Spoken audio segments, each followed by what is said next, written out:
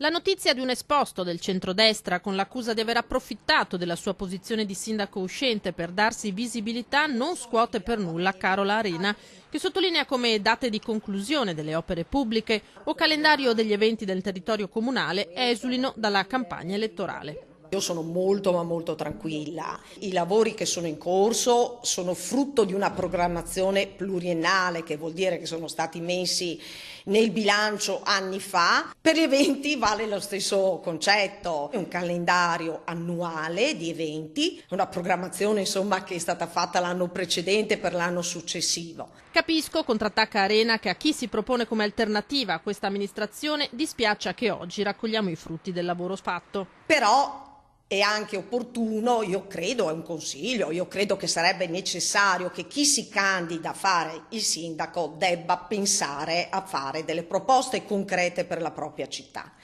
Ecco, questo non è così per Bortolato, perché basta prendere il suo programma, non contiene una proposta concreta per Mogliano. Infine un appello diretto proprio al suo sfidante, Davide Bortolato. Caro Bortolato, elabora qualche proposta concreta per Mogliano Veneto e confrontiamoci su questo, sulle proposte per la nostra città. Credo che questo possa essere un elemento assolutamente positivo per la nostra comunità.